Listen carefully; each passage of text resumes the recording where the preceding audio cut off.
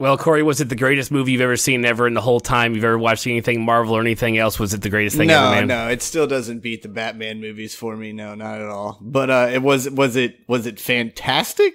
Yeah, it was awesome. Beginning to end, it was awesome. It was a breath of fresh air when it came to Marvel movies. But Marvel's been kind of knocking it out of the park, though, for a little while.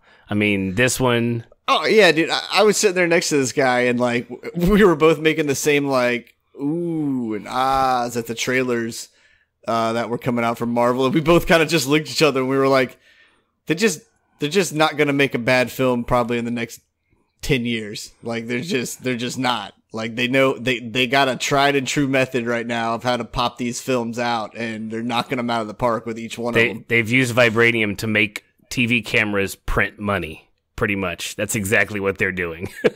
Yeah, that's actually really, really smart of you. I just made that up on the spot. I do what I can. Hey, everybody, welcome to the Two Dads Review podcast. Corey and Clay are here. Corey's over there. Clay's right here. We are reviewing Black Panther, as you can tell. We didn't make it on opening night. We didn't even make it on Monday morning because everybody was off on Monday in our area, so no kids went to school. There was no tickets available, so we didn't get to get in on. I didn't get to get in on the weekend craziness that was the fifth highest grossing movie weekend, 4-day weekend of all time right now, I think is what the numbers stand at. Did you hear that? No, I know it's just smashing records left and right, so and for it to be a February release, whoo, man, because February is usually real slow, and for it to be a 4-day and it's the fifth overall of all movies. Yeah, it's just hitting those numbers alone is fucking bonkers, like, but awesome. Good job for Black Panther. Yeah, what a great movie. It's, from what I'm hearing, what I've read online, I think the numbers break down to either I think it's over the weekend, not daily, but over the weekend, it's $60,000 per screen that was showing the movie, which is insane. Someone said that's Star Wars money. So it was. Yeah, I mean they're getting up there too, man. They are in Star Wars money territory. Yeah, well, Star Wars doesn't have 19 films out either. Close, but not 19. They're trying for it though. They'll find a way. Yeah. Did your showing? So you went to a AMC? No, what'd you go to? What type of theater? I went to a Paragon. You went to an AMC. Right. So you didn't have Death Wish, but did you have Solo? Did you have a Solo trailer? Of course you did, because it's Disney, right? Yeah, I had a Solo trailer, yeah. Yeah. Are you excited about Solo a little bit? No, I could care less about Solo. Oh, we're still reviewing Solo. You know we are. Yeah, I mean, like, I know we are, but, like, I don't think the dude, like, the guy that's playing Han Solo... He doesn't look like Harrison Ford a bit. Well, no, it's not even that, like, he has to look like Harrison Ford. Like, he just doesn't look like Han Solo to me. Like, when I picture a young Han Solo, like, none of his facial features, like, even the hair, like, the wispy hair looks wrong on him. Like, it doesn't look correct. I know exactly what you're saying, but I'm still going to go throw my money at it. So yeah, but I'll say, like, but also, like, I want to go see it just for Lando, because I want to see Donald Glover's character, because he looks like he just fucking hit it out of the goddamn park. Right. Well, maybe it'll be kind of like, so let me ask you real quick. We'll try to stay in a spoiler-free territory for Black Panther to start out, but I'm going to make a statement, and I want to know if you agree with me on it. I think that the character of Black Panther of T'Challa was the least developed of everybody we saw on that screen. Everyone else had a way bigger and greater arc, and he was just kind of in the movie also. Yeah, he was like kind of like the glue that held it all together, but also like hasn't he already had some screen time though? Oh yeah, like, he had it in Civil War. No, yeah. Yes, Civil War.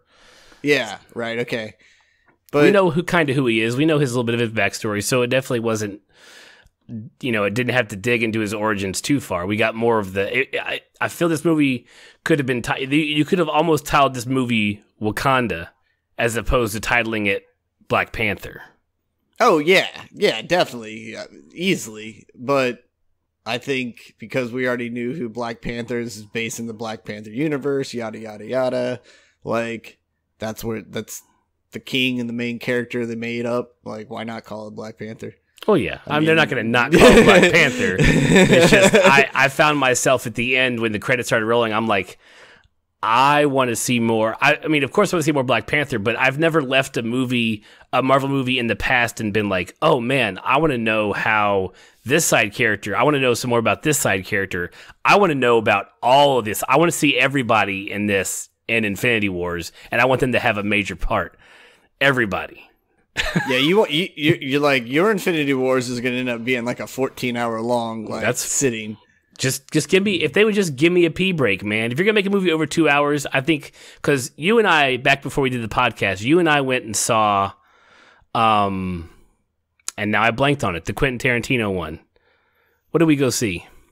Oh, the Hateful Eight? Hateful Eight. And that one, we went to a 70mm showing. They handed out, it was a road show style, so they handed out the booklets and everything, and they had like an intermission, and it was great because you could get up and like take a break, take a piss, come back, and like enjoy the movie. I had to jump out. I didn't see the second flashback to 92 when T'Chaka killed, I have everybody's name, Njobu. I didn't see that scene because I had to go to the bathroom, and I was like, I gotta go because I know there's gonna be more stuff. We're about to hit third act time, baby. Let's roll. So I know what happened. I read about it later, but I didn't get to see that scene. So I'm gonna need you to tell me that one later on down the road. Spoiler alert. Whoops. So much for staying out of spoilers. You've been on this podcast long enough. Everybody knows what they're getting into around here. But before we get too far into all the stuff we have to say about this movie, we want to first thank anyone who is finding our tiny little podcast in the sea of podcast madness out there. We want to welcome you to our podcast. We hope that you like what you hear. We hope you come back. We hope you share. We hope you subscribe. We hope you click any notification button in whatever app you use to learn about when our podcasts come up. If you don't know, we just do TV and movie reviews, and we got some movies going down. We just wrapped our Star Trek Discovery show review last week. We hit all 15 episodes, and we were a little bit Star Trek'd out, so we were welcome to change. And we also want to thank all of our long-term listeners who come back week after week and comment on our video on our YouTube channel, and talk about all the good stuff we got going on. So we want to thank all those folks. You can, as always, you can find us over at twodadsview.com. That's our audio boom site. From there, you've got links to Apple Podcasts, Google Play Music, Stitcher, TuneIn, Public Radio, and new as of after we recorded last week, we are now in the big leagues, Corey. We're on Spotify. That's awesome. I'm pretty sure Spotify just opened themselves up to all podcasts, but I'm still going to say that we're pretty amazing. Yeah, whatever. Yeah, we're not going to try to try to hype it up too much, but it's a big deal. Except I really don't know exactly how to handle all that stuff over there yet, but I'll figure it out. I do all the administrative crap. I just let Corey be the mouth. Hey, who's really literally chewing right now? Because we do this shit professionally. No, just kidding. This is our hobby, so join us for our hobby once a week. Who knows what day it comes out? Yeah, man, I gotta get snacking when I can. I literally rolled from therapy to the movie, ate dinner at the theater, so like I'm starving right now because all I ate was fucking shit junk food, and then did a couple administrative duties at the house for the wife, and then now I'm rocking in this podcast. So yeah, I'm gonna try to shovel some stuff into my face while I think you're talking. Right. Like, don't break early. Just keep going. Keep stretching it out. Keep that thought, man. Keep that thought. If you like what you hear and you want to do something special, we do have a Patreon. You can head over there. It's patreon.com/twodadsreview. We would appreciate it. We'll give you a shout out. We only have one tier, which is just, hey, how's it going? Thanks for liking us tier. But Corey has been charged with finding some more tiers and figuring out what he wants to do with it. So we're growing slowly. We love, we see our numbers growing every week, and we like hearing from everybody, and we hope that, you guys do what you're going to do. So listens are the best thing. Maybe I'll put like a poll out or something to kind of maybe get like a little feel for maybe some of the ideas I got. Cause like, I don't want to have like some cool ideas and then like they turn out, or like one of those things where you think it's really cool. You know, like it's like one of those things that you had to be there where it's funny and you're like laughing your ass off and you tell somebody what happened and they just look at you like you're the dumbest fuck in the world. Like I don't want it to be one of those.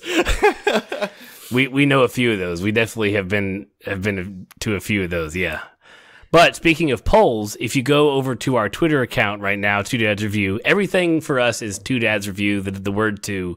We have a poll up for not the next podcast, because the next podcast we're doing Annihilation. But the week after that, there's two movies that we're both kind of interested in seeing. So I put it out to our listeners and everybody who follows us on Twitter, what they want to see us review that week. And the question is Red Sparrow with Jennifer Lawrence, Russian spy movie, or Death Wish, which is a remake of the Charles Bronson movie from back in the 50s. I think it's 50s or 60s. I don't know. My father was like, oh, wait, the Charles Bronson movie? I was like, no, the Bruce Willis movie, Dad. No, I think Death Wish was like in the 80s. Dude. Was it 80s? Well, I was born in 80, so I don't know. I have not seen it. I probably should go see it if we do decide to review that one. But the poll's out there. If you have an opinion, give it a click. And it's pinned to the top of our page. It'll stay there another day or two till I pin this podcast to the top of the page. But you can find it. We don't tweet a whole bunch. We're too old to tweet a whole bunch. So yeah, that's all the administrative stuff out of the way. Now let's close that down, and now we'll get back into Black Panther for everybody who's like, geez, just get back to it. You were getting right into it. It's like something made you stop for like 5 minutes. Well, I don't know what that was. Nope, wasn't my kid. You'll never know out there. Death Wish was 74. 74? Okay, so we're still kind of in the middle. That's good. I wasn't too off, but I definitely need to go see the original, which will probably make me hate the new one, but oh well, don't remake stuff bad. But I really can't. I really can't hate Bruce Willis avenging his wife's death and his daughter's injury and killing everybody on the way to whoever did it. I really don't. I don't see a problem with that. I'm sorry. So no, not at all. Just way Bruce Willis rolls. I mean, it's the role he was born for and has played for 20 years. I'm okay with that. Yeah, he does it well. So okay, Black Panther. We've already broken some spoilers, so I can't help that. But like I said, I said this earlier. It's kind of like a breath of fresh air. I really feel like they could have just named it Wakanda. I loved they built this entire civilization over this 2 hours and 15 minutes. This entire country, hidden country, and within that time, you not only got the main plot, but you got a feel for everything that country is about. Yeah, you easily got immersed in the film, and the landscape and the culture and just like the whole vibe, right? Like the feeling that they were trying to portray, like you got sucked into it. And hey, who knew vibranium could do everything? Right? Yeah, that shit is like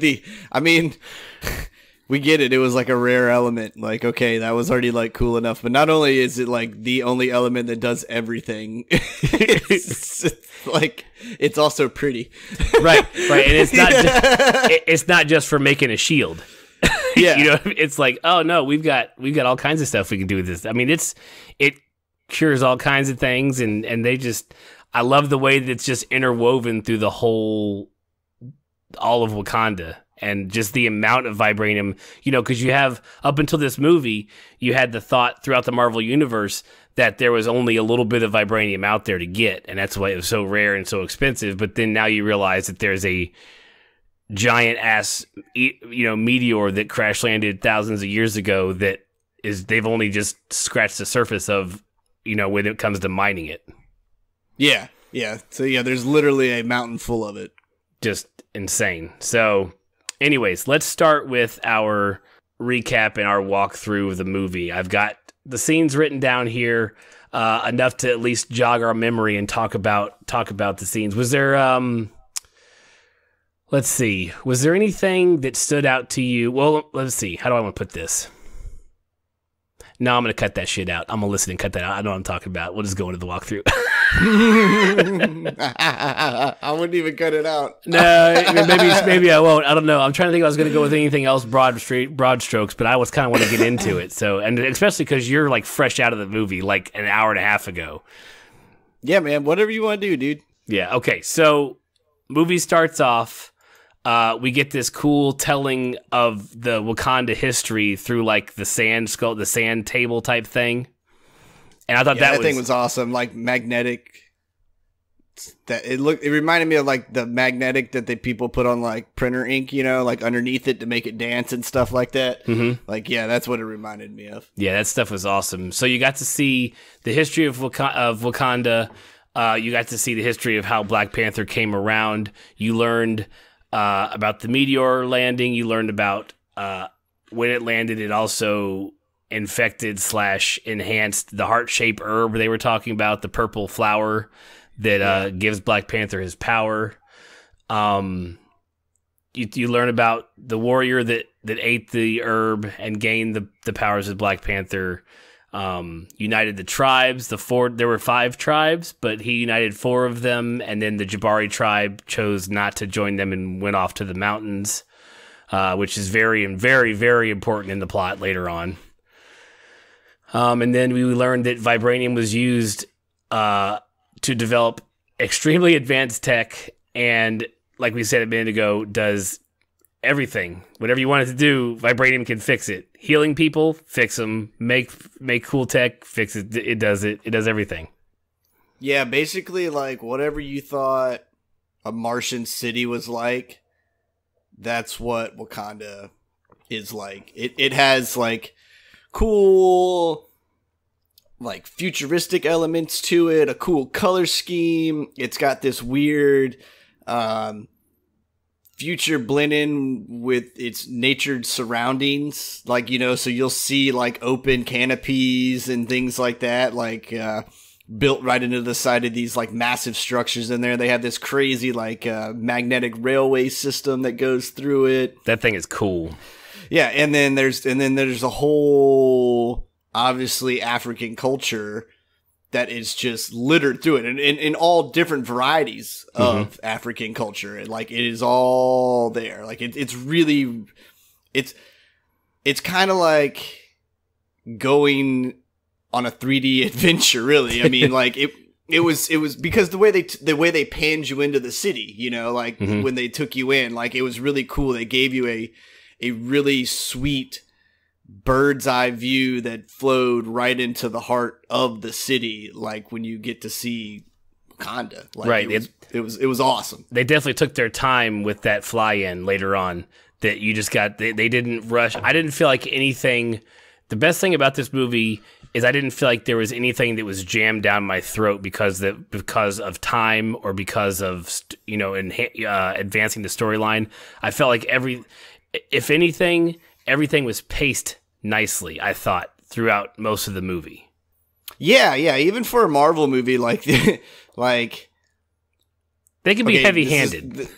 Yeah, but like this is gonna sound weird. Like, the action scenes weren't action scenes to me. Mm-hmm. Like, it was like perfectly timed, like in the film. Like, it was like, yeah, that's what the film needed right then and there. Was that cool car chase, or that cool fight scene in the water, or like, it never felt outdone, but it felt needed, and it was like the right type of environment that happened with it. Like, when the one-liners kicked in, every so often, you were like, oh yeah, man, that really broke up that kind of dramatic moment that was happening right there. Like, we can get back down to like a Marvel vibe. Okay, stop making me trying to feel things over here. Too many feels, make me laugh. Yeah. On that note, I felt like the action, and this is not a knock on the movie, so I'm going to say that out front because it's going to sound weird. I felt like the action was secondary to the plot and the story and the opening of Wakanda to everybody, to the learning about the culture, learning about the hierarchy, learning about the governing system, learning about all the characters. I felt that the fighting was secondary, and I didn't mind that. Oh, yeah. Like, you could have actually took the fighting out of this film and still had a really good film. Absolutely. I completely agree with you. Even for a superhero film. Like, it was just, you're right, it was secondary. And like I said, it kind of came at times that if you're watching a Marvel or DC or just anybody's superhero film for that matter, like, the action came when it was needed.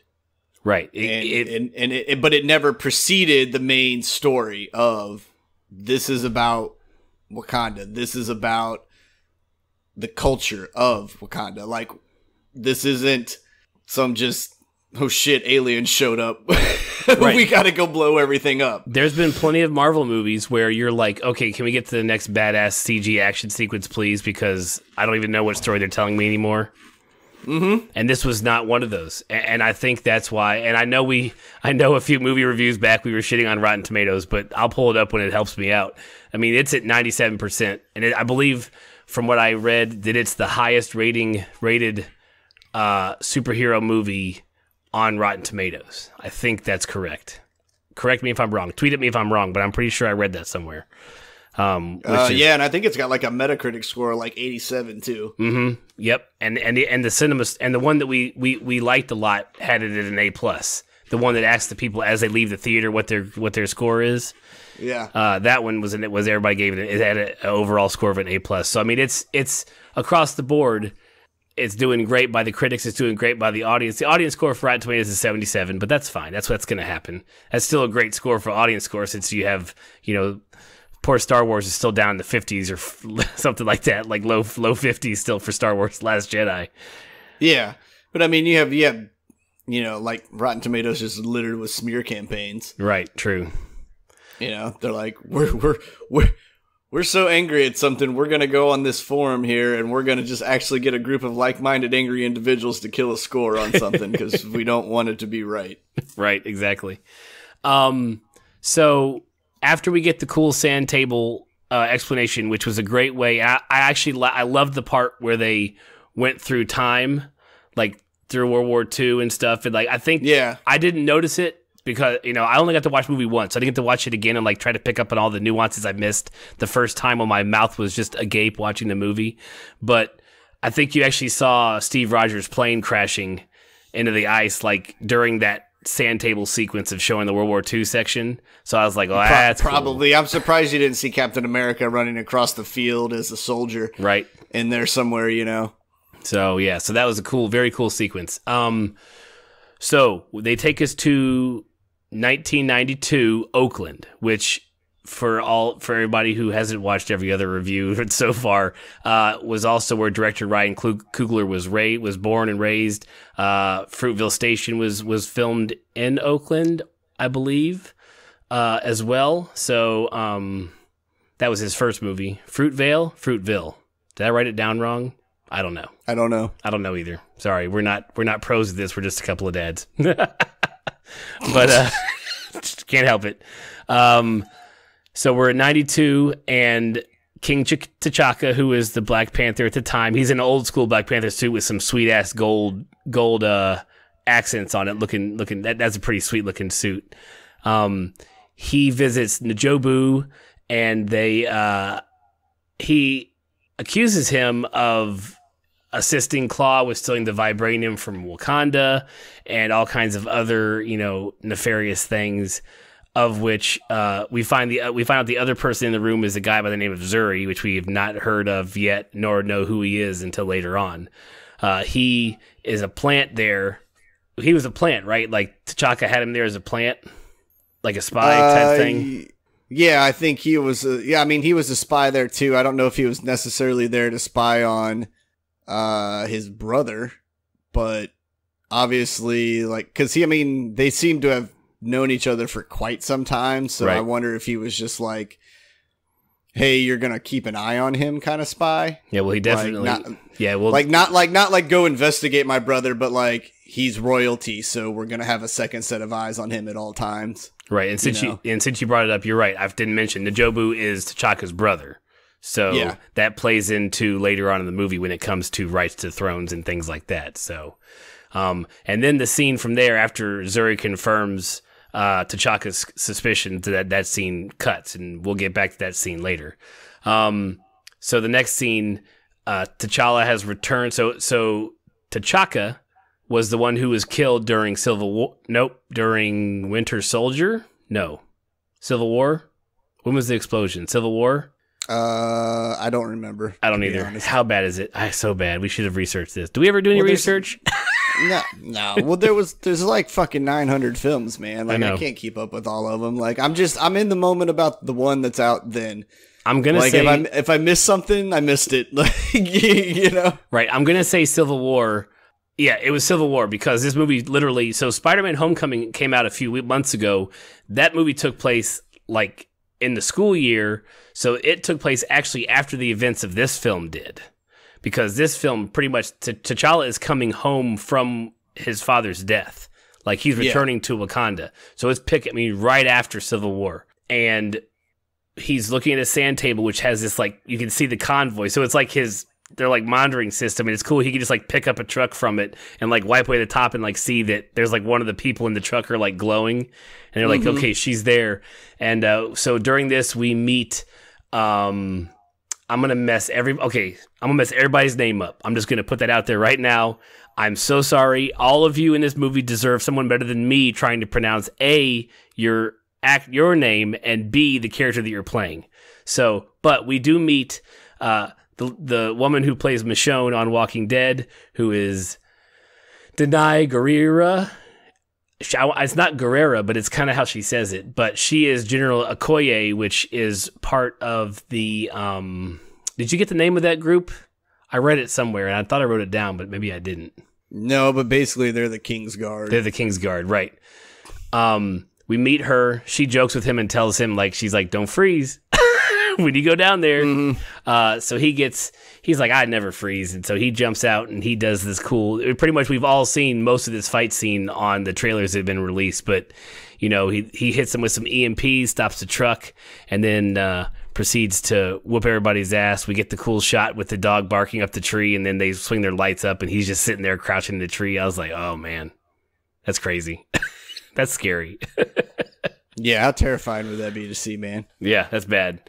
So he makes short work of most of the people there, but also the girl that he was looking at in the truck. She, after the guy in the truck's like, everybody stay here, she immediately leaves, whoops his ass, takes his gun, continues on helping out Black Panther, and then they see each other and they're talking, and of course he freezes, and somebody grabs one of the other girls from the truck and holds, what's he holding, a gun to her head? He's got the gun to her head, and then she does, I don't even know how to describe, like, what did she do? Combat, I don't know. Like, she disarmed the guy in the most extreme way possible. Like, no, she didn't do it. It was Okoye came down from the sky, right.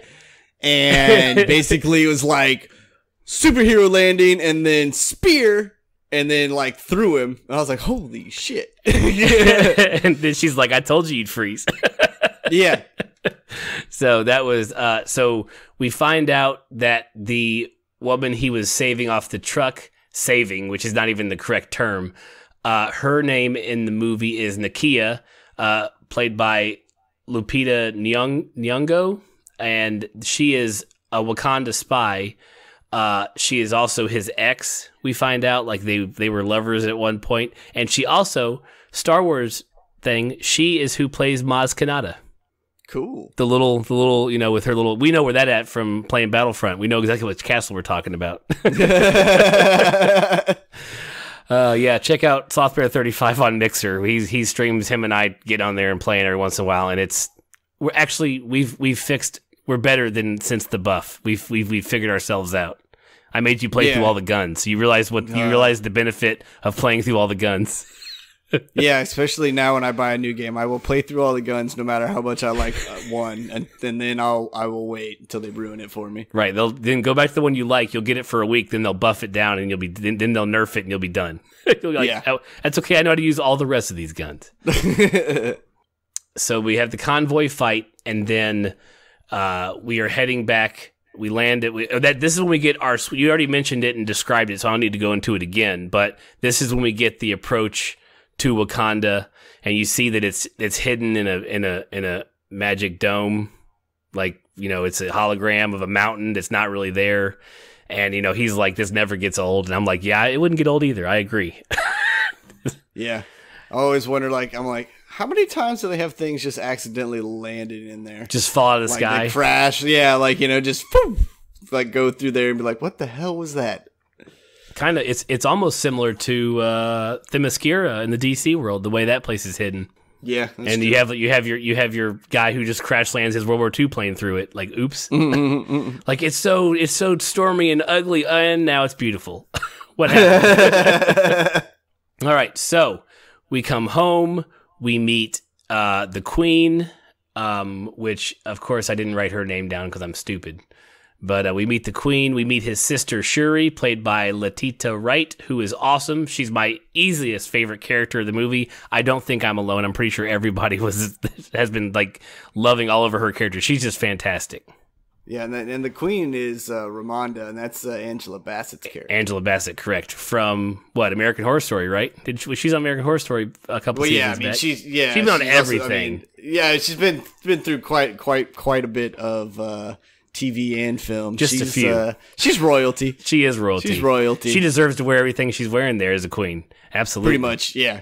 And I love do whatever the hell she wants. She rocks outfits. The outfits she rocks in this movie are fantastic. Everybody, the clothing design, the entire set design, all the way down from the locations to the CG of the city to the costume design is just beautiful. It's a beautiful movie. It's just, and it's so bright and it's so colorful. It's a welcome change to anything we've seen in the MCU before, to be completely honest. Except Thor Ragnarok was had some nice bright stuff, and maybe Guardians to a certain extent, but it's space. Space is kind of pretty. Yeah, but even Guardians was filmed with basically almost like an exclusive black background. Mm-hmm. You know what I'm saying? Everywhere. Like this is like color as in like walking into a flower field. Mm-hmm. This is, everything is decorated and it's bright, and even the dark, cold mountains are illuminated and they're majestic looking, and you can still tell it's colder than shit, mm-hmm. but it's not like it's a dreary mountain. It's like, yo, I'm a fucking sexy mountain, and I'm gonna show myself off. But it's still an imposing looking mountain. Mm-hmm. Very much so. So what you're saying is it's really easy to make color pop when it's a black background. Damn it, this was not a black background. Yeah. Yeah. So yeah, it's definitely a pretty movie. But so we know that he arrives. His father is dead. He is in line for the throne, and they have to go through a coronation. And that coronation includes a warrior's challenge where he is a member of one of the 5 tribes, and during his coronation, he offers the other tribes to present a challenger if they want to challenge for the throne, which is kind of a cool idea. Like, hey, I'm the next in line, but if you think you're better, then come at me. Let's try, let's do this. And it's a fight to the death or yield, which is cool.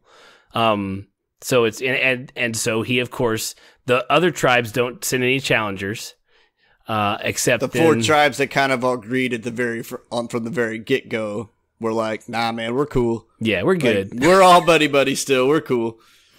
But of course, at the very last minute, before they're going to do everything, the Jabari tribe comes out of their mountain hiding spot, and they do provide a challenger by the name of M'Baku, who is played by Winston Duke. Thank you, sir, for a easily pronounceable name. I will get yours right every time. And I also loved you on Person of Interest, which I watched every single episode of, and he played one of the heads of one of the gangs there, and he was real. When I was watching Black Panther, I was like, where do I know you from? Where do I know you from? I know you were in a show that I watched or a movie. I was like, I'm gonna figure this out, and I didn't get to me till I got home, and I was like, oh yeah, he was in Person of Interest. Great show, by the way. But so we get the challenge. Hey man, come for the podcast, stay for the rants. Yeah, stay for me telling you how stupid I am and how I can't remember anything, and everything's right there on the tip of my tongue, but I can never figure out exactly what it is. You would not imagine the pauses I cut out of this podcast when I put it up live. When I put it up, like we sound real smart because I cut all of our pauses out of it. But so M'Baku does challenge T'Challa, and they fight, and it's a pretty good fight. It's going both ways. M'Baku's getting the upper hand a little bit, but through the screams of his sister and mom, T'Challa gets the energy to best him and get him in a triangle leg. What was that? You're the MMA fighter watcher. What's that? What was that hold he had him in? I don't even know what hold that was. Like that was triangle leg choke or something. Yeah, I don't know, but he had him pretty much immobilized. Yeah, he was like, I can kill you with this if you'd like, but can I not kill you, please? You're pretty cool. Like, I don't want to kill you. Yeah. He's like, please. I mean, he literally says that in the movie. He's like, don't make me kill you. Like, you don't have to die. Right. They never explained it. But I did like how when the challenge started, you had like 5 or 6 of M'Baku's guard and like 5 or 6, including Okoye, her guard, and they created like a half circle around him, and they kept moving forward towards them with their spears to decrease their fighting area and get them closer to the edge of the cliff, to the edge of the waterfall. Yep. They never explained the whole point of it, but I just thought it was kind of cool how it like just kept making it closer and closer. You're like, shit, I can't go anywhere. Well, I think it's there so like the homeboy can't run away. Like pretty much that's the sole reason of it. It's like you either fight this person or you die by the spear. Like, it's to the death, homie. Like, you got nowhere to go. You're running through the spear. Plus it just looks really cool, and I would imagine that like knowing there's 5 speared people or swordsmen or whatever weapon of choice your tribe happens to be using at the time, like there's another 5 on the other side that will gladly stab the living shit out of you if you get too close to that side. So really makes for definitely cuts down your angles intense circumstances where you're going during the fight. And yeah. I did like I liked M'Baku's weapon, just the stick, giant club, the giant ball on the end of it. Yeah. It's very just nicely polished up. It's very like, I almost want to say I've seen that weapon like in Aztec type stuff. Am I wrong? Does that ring a bell to you? I mean, probably. I mean, I'm pretty sure a blunt club type object has been used by many of cultures. Very many. But and it looked like it was doing some damage. His reminded me of like, kind of like something like you would see in one of the old like Japanese martial arts movies where it was like, Drunken Warrior, versus Mantis style kind of film or something like that. And like his reminds me of like a big staff one of the guys would carry and like, would be like a drunken old man with it or something. But then as soon as he's challenged, he's like wheeling it all around because it was like nicely polished and stuff. Like it was like a cool staff. Yeah, you definitely. But of course he's like a mountain of a man. So like that would probably be like a t-ball bat for most of us. Like, and the way the weapon was for him, like it has to be huge. You know what I'm saying? Like it almost has to look like ridiculous, but he's so big that like when he swings that thing around, it's ridiculous. Yeah, it's crazy. Oh, we didn't mention that before the fight starts, they feed T'Challa something that takes away his Black Panther powers because, of course, it wouldn't be fair. So that was very interesting. Yeah, it looked like they gave him the same damn plant, like one to make it and one to kill it. Right? Something. It was. Yeah, I don't know if it's the same plant, but it definitely was the same general. Hey, here's drink this, you'll be fine. So yeah, but hold on, you're gonna see every vein in your body for a brief second, but don't worry about that. That's totally normal. Yeah, you'll be completely fine in just a minute. Don't worry, you'll be able to fight to the death at this point. You'll be right as rain. Just give it a second. Yeah. I could imagine there's no like side effects from that for at least like a day. Right? Yeah, you gotta give the guy a break. You're like, oh man, it literally feels like all the energy was fucking zapped out of me. Like, god damn it, I'm fucking normal again, dude. I gotta take a nap. Like, hold on, dude. all those ass whoopings the bullets that people have been fucking shooting at me. Like, I'm starting to feel all those little bruises now. Right. Did we already skip over? Nope, because he wins, and then we get to talk to his sister some more. So we haven't been to his sister's, like, she's like the Q to his James Bond, right? She provides all the cool tech. Pretty much. But we haven't done, have we done that yet? Was that before? No. So it was after he wins, but before the museum theft? I don't know. I just wrote down kind of major scenes. Let's go ahead and talk about it. So, no, because it's his coronation. So I guess he wins. No, that's right. So he wins the fight. Then he gets the crown, or he gets, all of it. He gets, that's right, because he gets buried, and he gets the stuff, and he gets to go talk to his father in the what do they call it in this movie? The spiritual plane? Yeah, I think so, yeah. Yeah, he talks to his dad. I like the tree that had all the different Panthers in it. And they're supposed to symbol. Yeah, that was pretty cool. They're supposed to be all the past Black Panthers, which is very, very cool. So he gets to talk to his dad a little bit, and comes out of it. He's got his powers back. He goes with his sister. He gets his coronation, and then she does the. This was written back in like 2016, so they're wondering if it was going to hold up. The joke was going to hold up in 2018 and rewatchability down the road. But the what are those? What are those? When she's pointing to his sandals are like off that that meme video with the guy that has I was like, it would have held up. It's great because she just like loses it over the sandals he's wearing, and he got some ugly ass feet. I didn't gaze upon the feet for too long. I was like, oh man, phew, boy, you gotta put them toes away, bro. Sorry. But so we get to see all of her new tech for him. We get a little bit of an explanation about the beads that she wears, that everybody tends to wear around the wrist, that have all kinds of different. They're your telephone, they're your Skype, they're your they're the same beads I think he used for the EMP. Yeah, they're like a super rosary. Right? Like they are, man, because they move the balls around, and each like ball on the bead like does something different, like it was pretty sweet. Very sweet.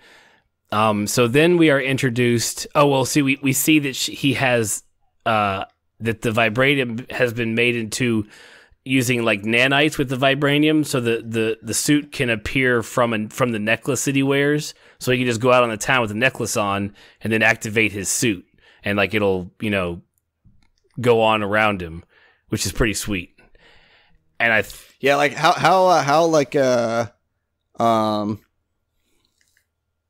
badass do you have to like that's a real fashion statement, right? to wear that necklace, wear that necklace, man. Like you gotta be real self-confident to wear that, and I feel like there's only a few outfits you can wear that thing with. Well, I'll tell you what, if it had the Black Panther suit in it, I wouldn't care what it looked like. I'd wear it all the time. Well, yeah, I would never take it off. I'd probably never come out of the Black Panther suit. I'd just stay in it. even after Five Guys. You're like, I don't care what it looks like. I don't have abs. I had a burger. Leave me alone. Yeah. Shh. Don't look at me. Don't care. I'm waddling. Leave me be.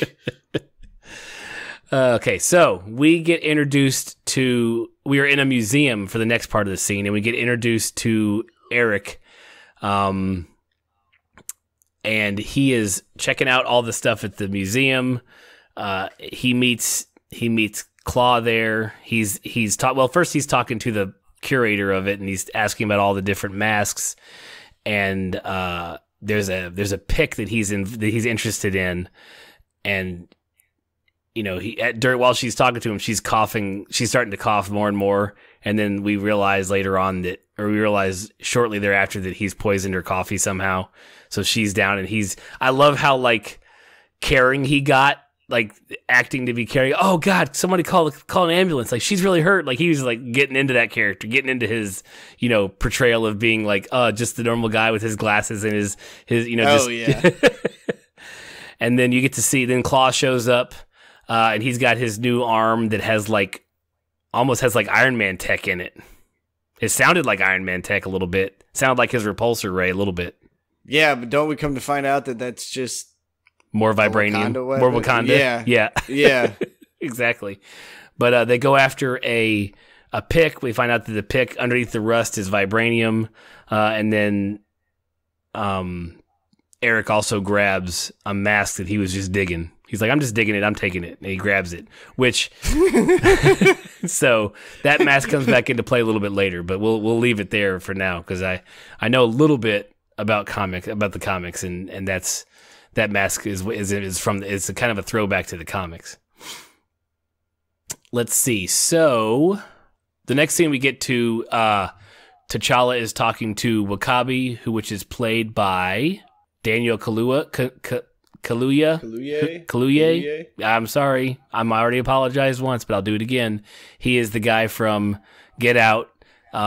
This scene, I believe, they mentioned that there was some extra scenes filmed with him after he blew up from Get Out, after he became like, everybody knew who he was. Like, we need more scenes with him in it. So I kind of feel like this scene, it does help the plot, but it probably wasn't written in originally. Where T'Challa and him and they're just having like a buddy talk.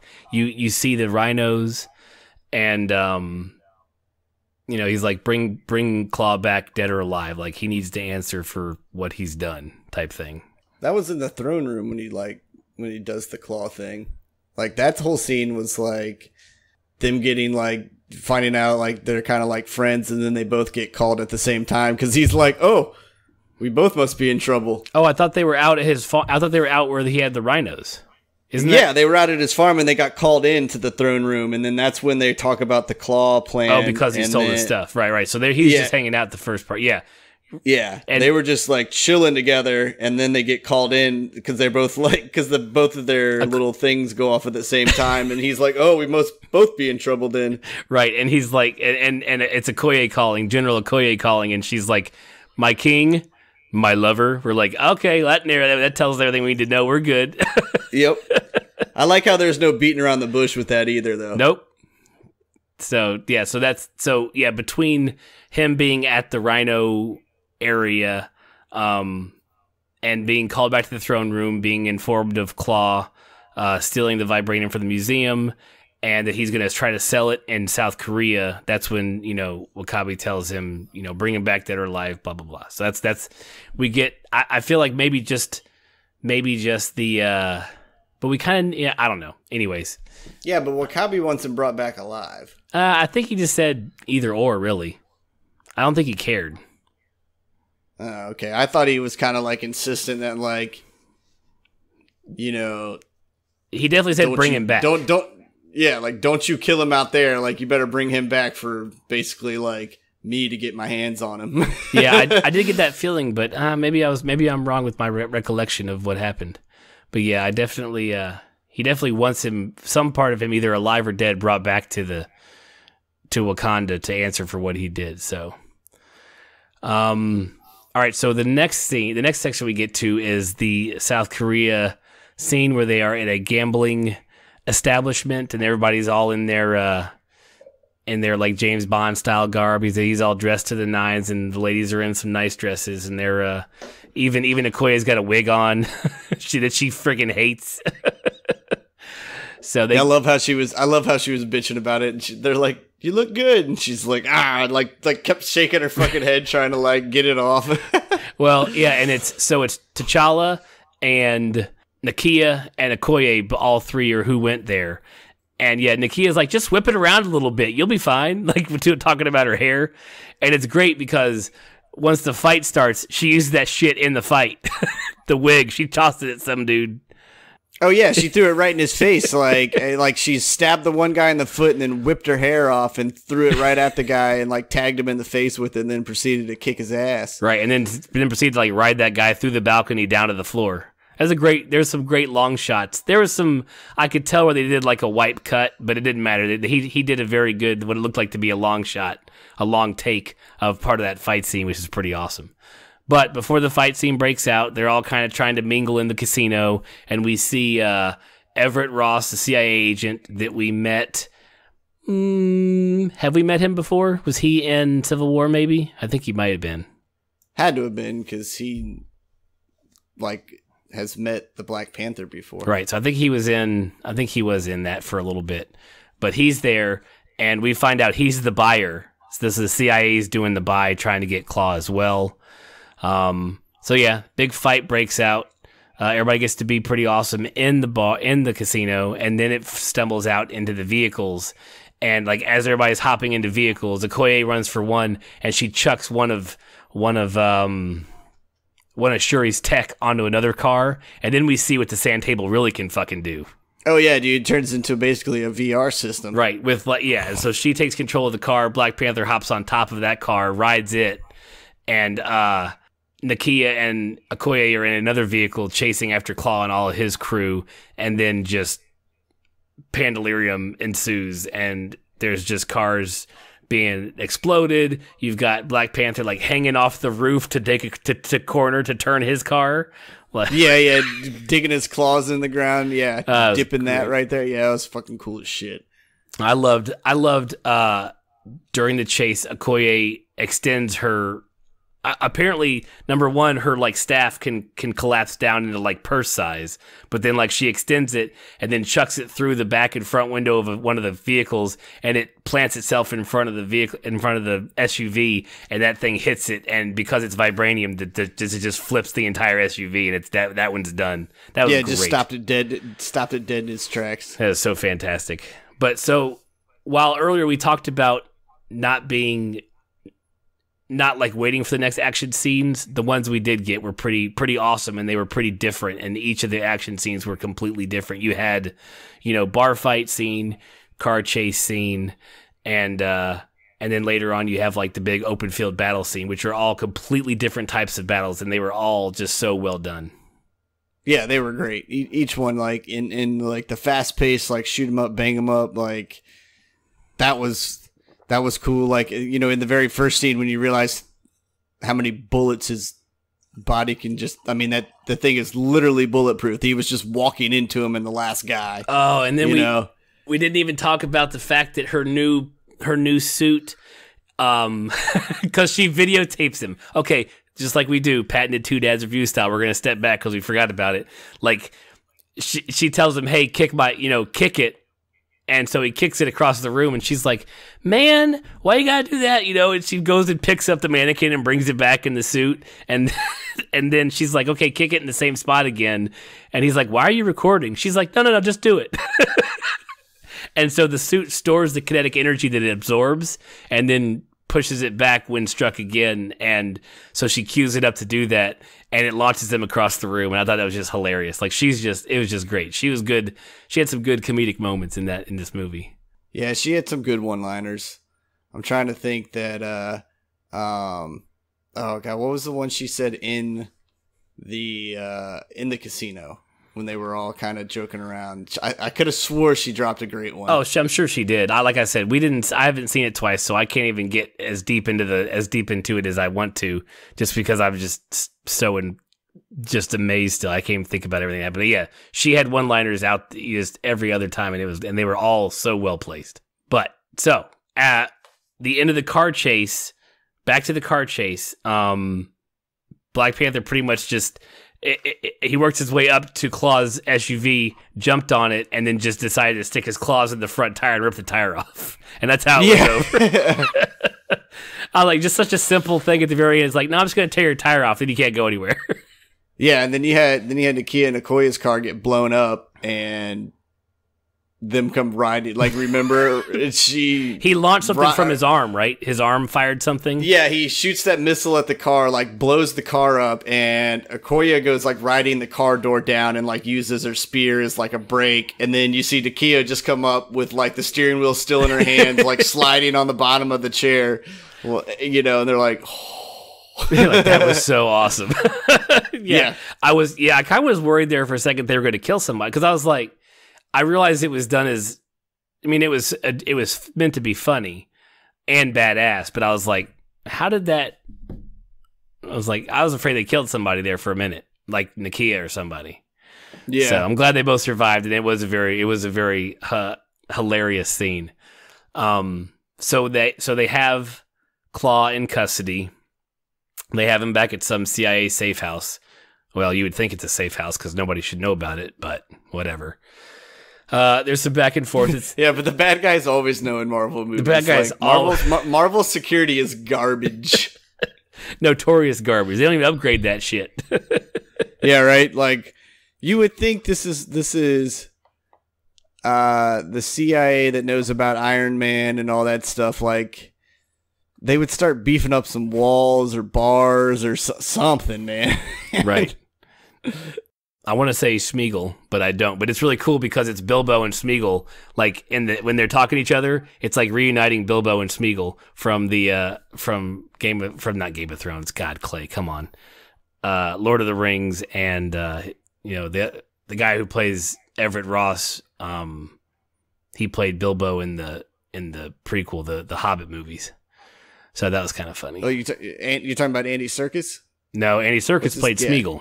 Yeah. And isn't that who you're talking about? Well, Andy Serkis played Smeagol, but the CIA guy played Bilbo in the Hobbit movies. Okay. Sorry. Maybe that's too much of a stretch. I'm sorry. It's too nerd. My bad. So No, I just didn't hear. I thought you were just still talking about the guy that played Smeagol, and I was about to correct you and be like, "What the fuck are you talking about?" No, he doesn't play Bilbo right now. And when did he get super jacked? By the way, is Andy Serkis super jacked now? I think he's I think he's Ben Stiller, dude. Okay. Like he always has a fucking turtleneck and a sweater or a suit on, so you never notice how ripped he is. But then every Ben Stiller movie, there's a scene where he walks with his shirt off or his arms out, and you're like, Jesus Christ, man, that motherfucker is ripped for a nerd. Okay. And yeah, I think he's like that. He probably gotten a little bit more shape, aka Paul Rudd got in shape for Ant-Man. Mm-hmm. To do this, but I think he's probably just for all the insane mocap he does with his CGI characters, that he's probably a well-toned dude. He had his sleeve rolled up on his one, because he only has one arm in the movie, and his forearm just looked massive. I was like, he just looked jacked, just that arm, just his forearm. I was like, good Lord, man. How do you... What do you do in arm wrestling competitions in your spare time? Jesus Christ. You have two arms in real life. What are you doing? Just working that one the whole time? Shit. So there's some back and forth between Ross and Claw, and then, Claw's just laughing about it. It's like he almost knows he's going to get broken out of the thing. And then, of course, we see outside... They've looped the video for the alleyway, and Killmonger's parked a van there and some explosive. He puts the mask on that he took from the museum, which is the mask from a comic where he fought Black Panther, I believe is what I saw somewhere. But it's just kind of a throwback. It kind of looks kind of like the mask he wore in the comics. So they snatch Claw and get him out of there. In the process, Ross dives in front of Nikita to save her from the gunfire and takes a bullet to the spine. And he's in pretty bad shape. So you know what they do? Yeah. Well, instead of stuffing it with tissue, or any other thing, they just go ahead and get the old bracelet out and pull one of those things off and shove it right in the exit wound. I just feel like an everyday moment in Wakanda's what's wrong? The toilet won't flush? Stick a bead in it. What, bullet hole? Stick a bead in it. It's just the answer to everything. So they better put some tussin on it. Jesus. That's old school. That's some Chris Rock right there. So they stabilize him a little bit, and they rush him to Wakanda. So they're bringing an outsider into Wakanda. Not only an outsider, but a fucking CIA agent, which is now everybody's going to know about it. So at the end of the movie is kind of pointless because you already let somebody from the CIA in there, so everybody's going to know about it anyways. Yeah, well, they even make a point of that. They're like, it's his job to alert his country. We're bringing this guy in here. Why? Right. So they bring him into Wakanda. Shuri gets her. She's like, oh, another broken white boy to fix. Yeah, right. And so, which was kind of cool because she says another, and you're like, what another? What other was there? But we find out that later on in the post credit. Did you stay, by the way, because I know it was late when you watched it? Did you stay through all the credits? No, I wanted to, but I was like, I gotta get back before not 10 o'clock at night. It's I gotta go. Because I was talking, me and this guy were talking. My dude that was sitting a seat over from me, him and I were laughing and joking at the same shit during the movie.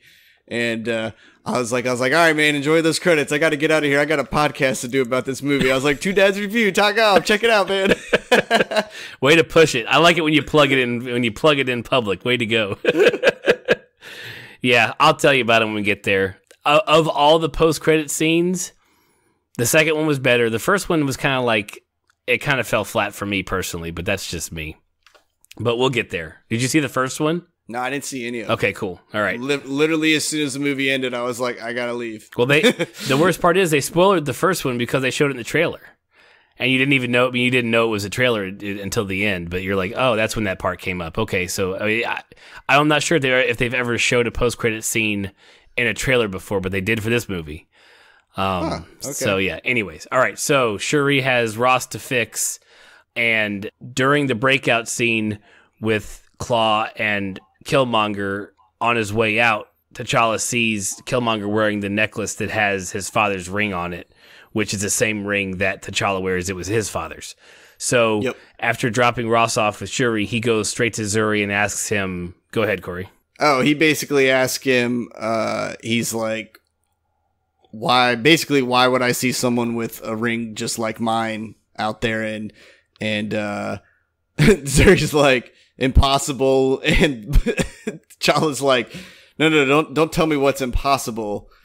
Basically give it to me real, because I know you're lying. And he's like, I promised. And then Zuri basically says, I promised the king I would never say. And then that's when T'Challa basically lays his dick all across his kingdom and goes, I'm your king now. And you get the whole story to find out that T'Chaka's brother had a boy. Mm-hmm. And then that you come to find out that Killmonger is his son. Right. Yeah, because this is the part of the movie where I got up to go to the bathroom. So I didn't see the flashback. So this is when T'Chaka kills N'Jobu, correct? How does that all go down in the movie? In the movie you have is it N'Jobu? Is that his brother's name? Yeah, N'Jobu is T'Chaka's brother. Okay, so, yeah, so you have N'Jobu draws his gun and he goes to kill Zuri. Right, he attacks him. Okay.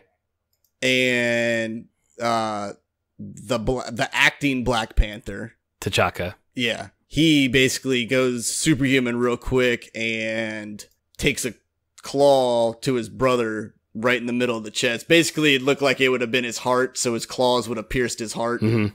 And kills his brother. That's nuts. To save Zuri's life. Damn it. I mean, I guess of all the times to get up and go to the bathroom, that's probably the best time to do it, because you kind of got the idea anyways. You knew his father wasn't alive. The best time would have been able to do it was in one of those fucking dream sequences when they get buried in the ground. Yeah, but like maybe the first one when he's talking to his dad, because I don't really remember what they talked about that much, other than like, you're ready to lead. That was pretty much the whole gist of that conversation. You're ready to be king. The second one, when he's like yelling at his ancestors, that one got a little emotional. That was good.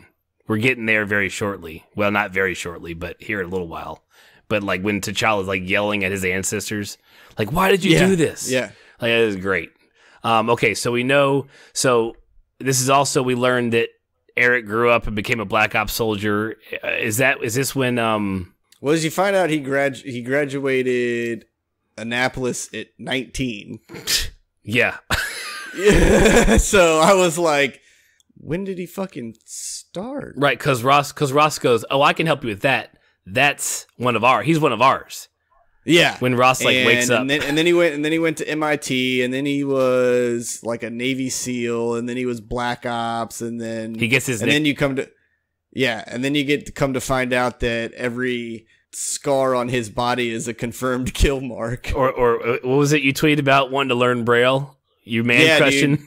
Yeah, dude. I was crushing on Killmonger pretty hard, man. I was like, yo, this dude, Michael B. Jordan. I get it.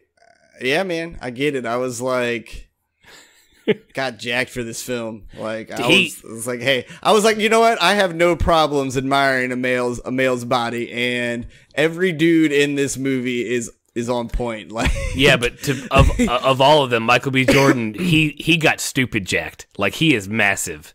Like when they fight. Well, he already got big for Creed. For Creed.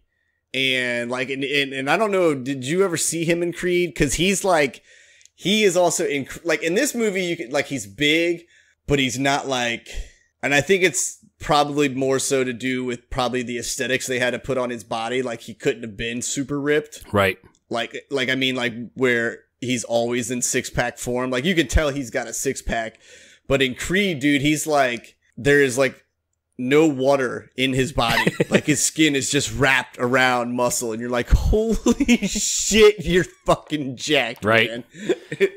Yeah, we'll get to his fight in a minute where you'd see all the, because you see the scars on his arm momentarily. He mentions them like, these are for all my kills, and you're like, oh, that's a whole bunch on your arm, and then he takes his shirt off, and you're like, oh. Shit, you're that kind of killer. So yeah, he gets the nickname while he's in Black Ops of Killmonger because of how well he killed. Yeah. Basically, what did Ross said he was getting confirmed kills like it was a video game. Yeah, which is that's scary. That's real scary. You also quick side note, Michael B. Jordan, one of his favorite characters of all time is Vegeta from Dragon Ball Z. Okay.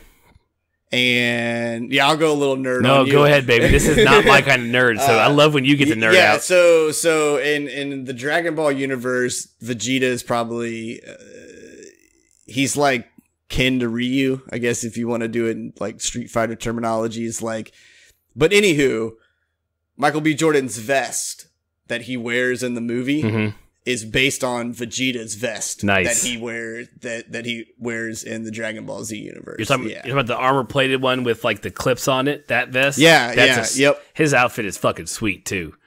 Yeah, so that was his tribute to like one of his favorite characters. Well, that's cool. It's cool that the production team like lets them do that. You know what I'm saying? Within reason, like he's got this idea, like I'd like this because of like a childhood thing that I loved, the actor, and it's cool that they let them pull those kind of things into it, because I feel like it enhances his performance because he's like already like in the mood. You know what I'm saying? Oh yeah, definitely. Like I mean, like these movies, man. Like half the time now, I feel like they grab like the main one guy, and then they're just like, "Yo, call your friends." Right. Like, because let's face it, dude. Like, I'm not saying all these people know each other, but they probably know of each other. And it's got to be easier, I feel like, sometimes to... I have something for you on that, just because you said that. The guy who plays M'Baku, Winston Duke, and the girl that plays Nakia, Lupita Nyong'o, they went to Yale together, and they went to see Avengers in the theater when it came out together. Like, while they were at Yale. That's cool as shit. Yeah, that's pretty awesome. I wish I had their lives. That's like, how cool is that? Just chilling like in 2012, like, wow, this movie's fantastic. We're both in the arts program, blah, blah, blah. And then turn around 6 years later and you're rolling into Black Panther, killing it. Yeah, that's fucking bonkers. That's awesome. Let's see. Okay, so we get the backstory on Killmonger's origin via Zuri, via Ross giving us a little bit of stuff. Ross is healed nicely. He's introduced to the area, to Wakanda, at least from Shuri's lair, from his ivory tower. Yeah, her little underground cool area. Which I love that, like, every time they go in there, like, it's bumping some cool, like, it's like new age music, but it's got kind of like an African tone to it, and it's like always like just cranking, like while she's working. Yeah. It's just I love that. And by the way, the Black Panther soundtrack is fucking phenomenal. Yeah, I've listened to it beginning to end numerous times already, and there have been songs that have made it to my favorites list. Nice. Yeah, I started it last night a little bit. My son's like, why can't I watch my show? I'm like, because I'm listening to the soundtrack. Leave me alone. Let me school you on what some good hip hop is, son. Right. Come here. So after we get the backstory for Killmonger, we get to the end of where Killmonger snatched Claw.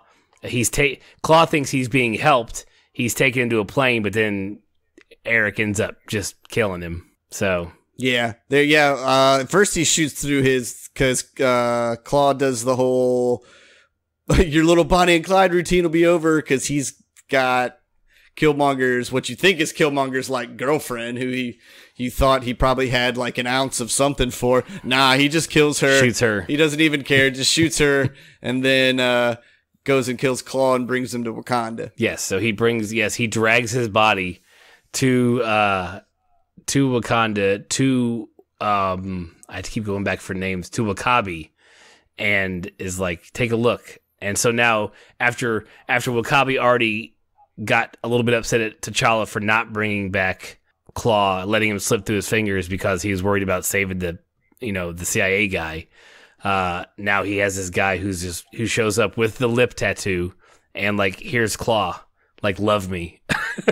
He's like, let me go see the council. Oh yeah, And so Wakabi brings him to the council, and he reveals who he is, the son of N'Jabu, and says he wants to challenge the king.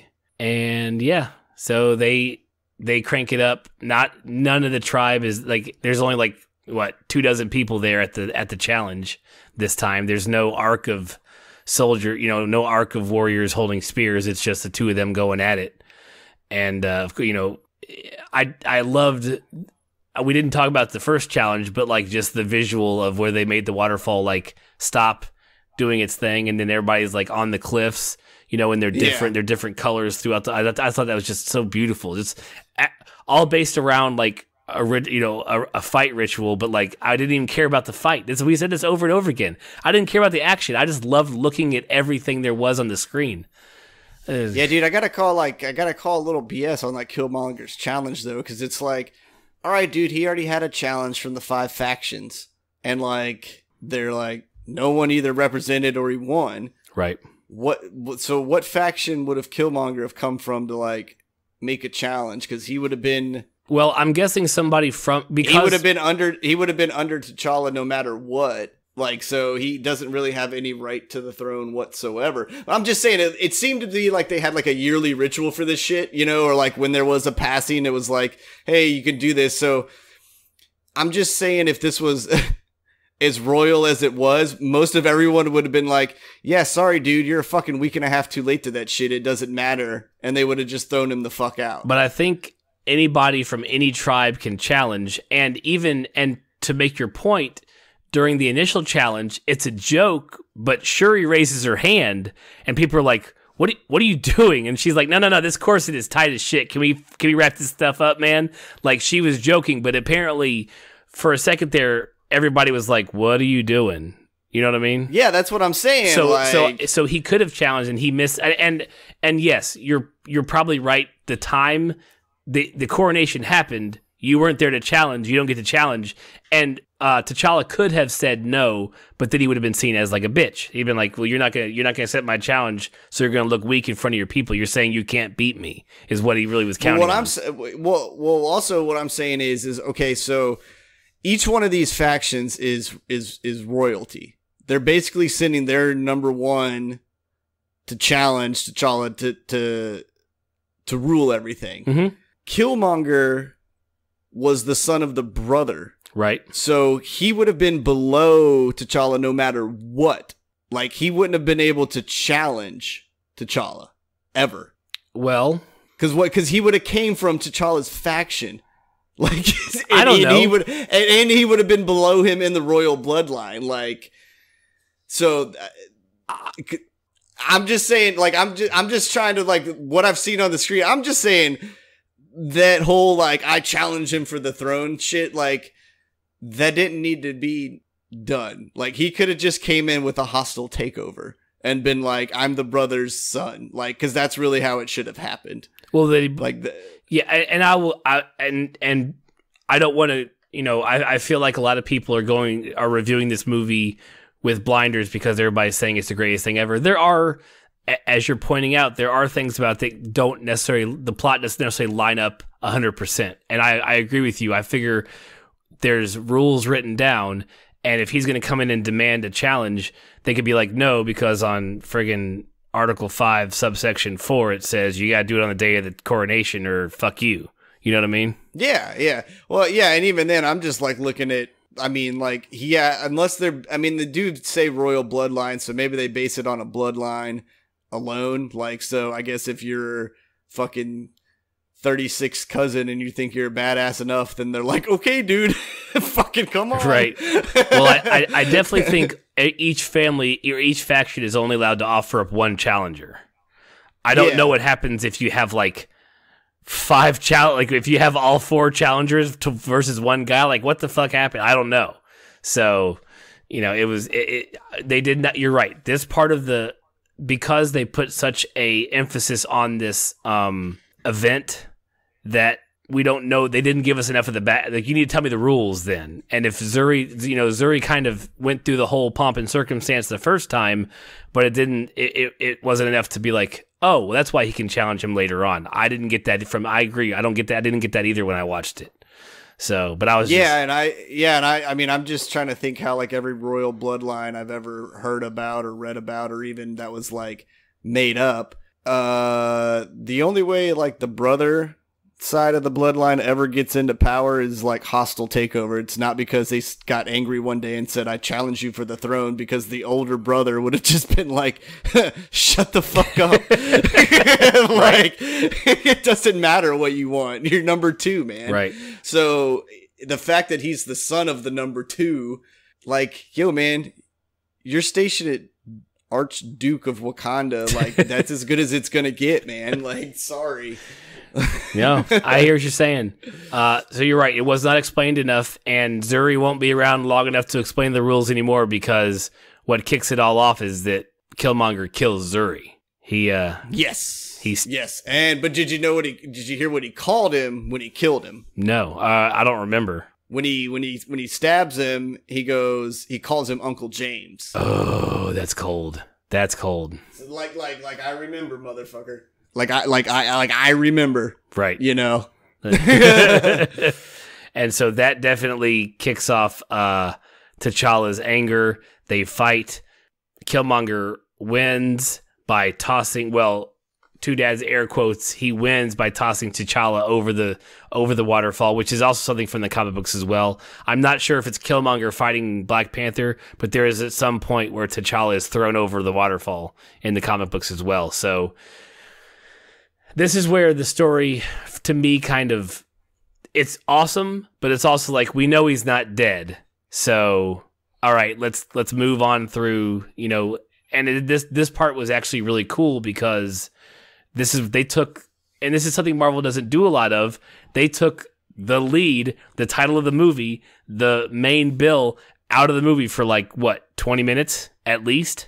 Yeah, minimum 15. Yeah, for a good length of time, as opposed to having the camera on Tony Stark every second of every frame of the movie, pretty much. So yeah, it definitely they took him out, and it was kind of refreshing, because Killmonger wins. He goes to the sand. He drinks his stuff. The scene between him and his father was very touching. And the best thing about Killmonger, and people are saying, and I'm in partial agreement, that he's one of the best villains in the Marvel Cinematic Universe so far. I don't completely agree with it, because I'm not sure he's a villain as much as people are saying he is. Yes, he's the challenger. Yes, the way he's going about things is wrong, but he is the way he is because of mistakes that were not made by him in his past. Yeah, I mean, but he's still the bad guy. He's the bad guy, but there's a lot of the stuff he does, you can see, you're like, I know exactly why you did that. Oh, I wouldn't have done that, but I know exactly why you did that. The way he did stuff, you're like... Yeah, okay, well, I mean, the only difference is they gave, his backstory as well, so you can see, his side of it. But, I mean, would we have felt bad if we got the backstory of Silence of the Lambs?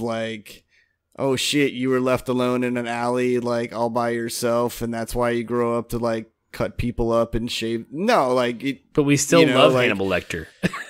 That's what I'm saying. You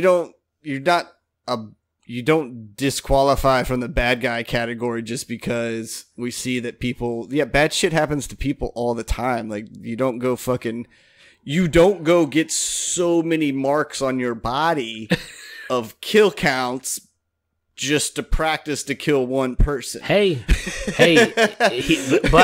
But not only does he have all those kills, they're all confirmed kills, which means none of those. you have to give him credit for the amount of restraint that he showed, or at least the cover up, at least restraint, if not restraint, the ability to kill. Those are all confirmed kills. So that means legal during a wartime scenario in the military or in the secrets, in the Black Ops stuff.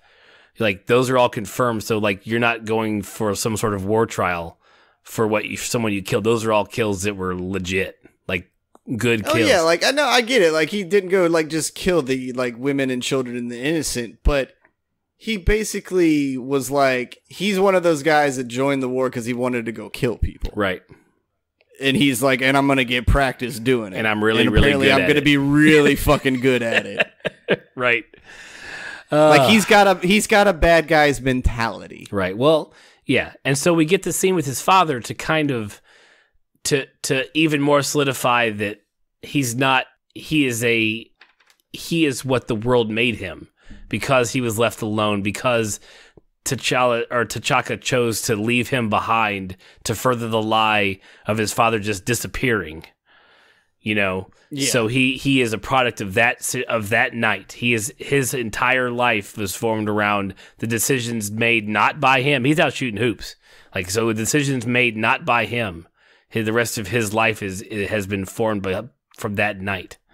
So, and you have all these other people, and I can see why he hates all of them, because they lived in this world of, amazing tech and advancement and, camaraderie and tribes coming together, and he's in the system in Oakland. Shit, Yeah, and the only reason he's got that vendetta, like, is because when his dad was killed, there was basically big claw marks left in his body, and his dad had told him about Wakanda and the Black Panther and like their story. So, I mean, I hate to say it, like, if the Black Panther would have been a little smarter and maybe just like slit his throat with a nail, right? Like, we would have never had Killmonger's character in general. Right.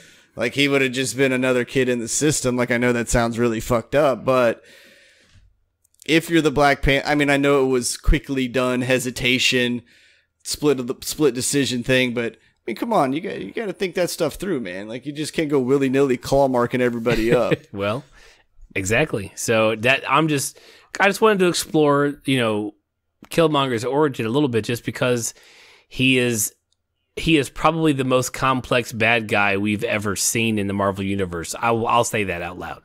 Yeah. I would say complex is a good term for him, because you're like, there was never a time I'm like, oh, Ultron's kind of right now. Like, I never thought, like, those kind of, all the bad guys, you've been like, nope, Mickey Rourke's fucking crazy. That stuff like that. But this one, it's like, oh man, like, you're bad, and I know you're the bad guy, but it's not all your fault, bro, and I'm sorry. Like, I wish I could go back and change 1992, buddy. Yeah, that's true. Yeah. I mean, they definitely do a good job of making you feel for him, but also every other bad guy in every Marvel movie's like had like one goal in mind. I eat planets or I destroy planets. Like, right. And his that's all there is like, to it. I want my birthright. I was denied this my entire life, and I deserve it. And you kind of do, bro. Sorry, like, you kind of do. Oh yeah, and he does. And he wants to use the Wakanda tech to help every person out. Well, like, every oppressed person out, yes.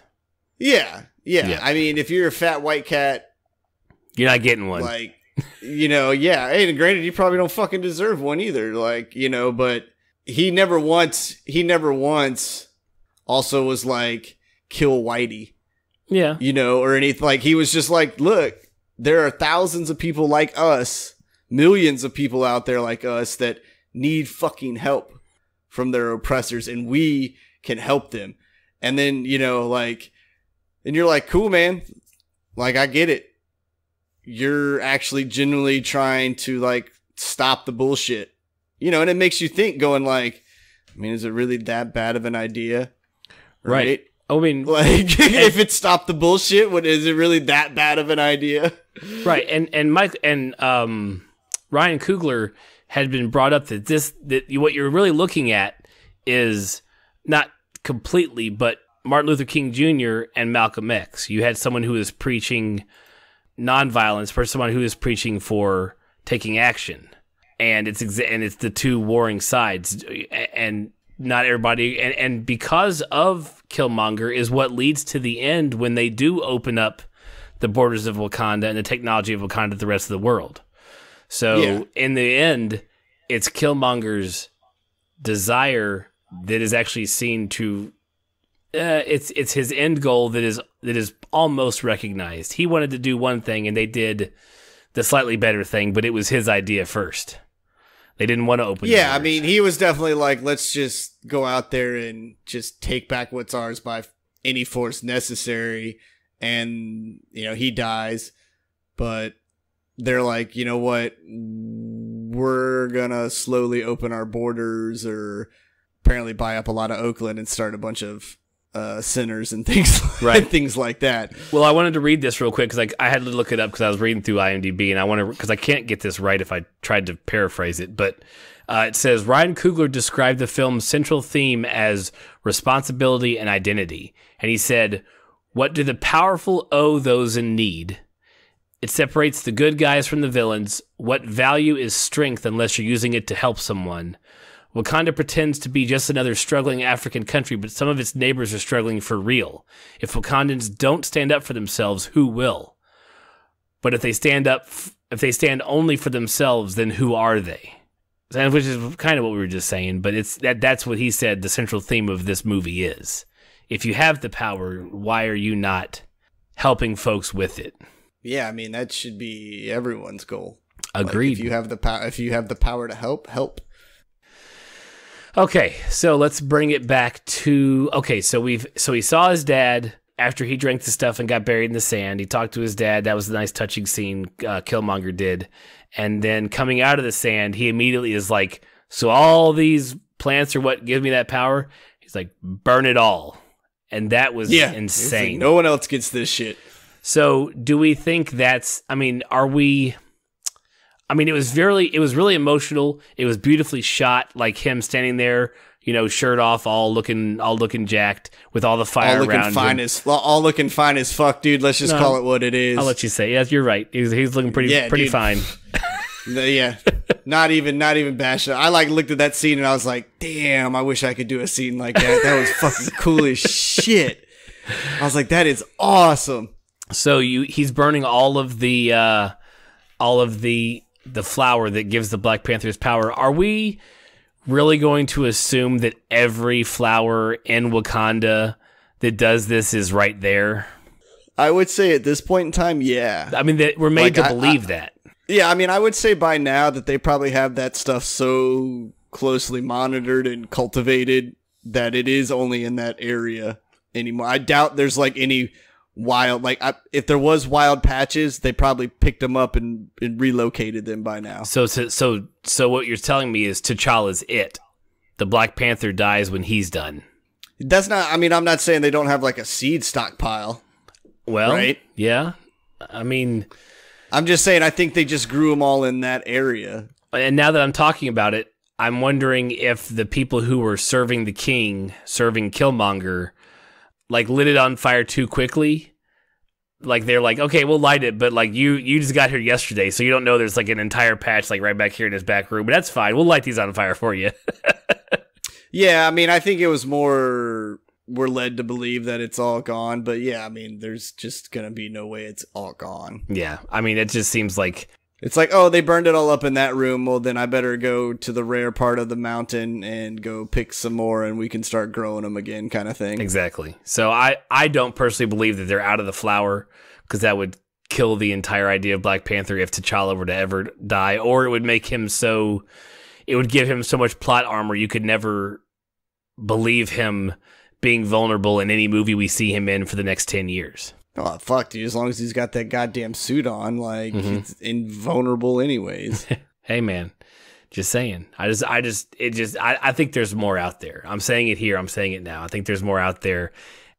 So as Killmonger's taking control, Nakia, Shuri, Everett Ross, and Ramonda all flee they all like, you have to leave. Like, you are the part of the royal family who needs to get out of here. We do get to see Nakia do her she does her little sneak and grabs like one last bloom before he burns them, which I loved because she's a spy. And so she was just able to snatch that, without anybody noticing. She came in through like some underground passage. Yeah, that was pretty fucking cool. That was sweet. So she snatches that. They flee to the Jabari tribe. We get a great scene with M'Baku where he's like, if you don't do this, like, what did he say? Like, we'll eat you or something? He's like, no, I'm just kidding. We're just vegetarians. No, he was talking to Ross, and because Ross started to talk, and then they all started like grunting at him, and then he's like, you do not get to speak. Or no, he says, you do not get to talk.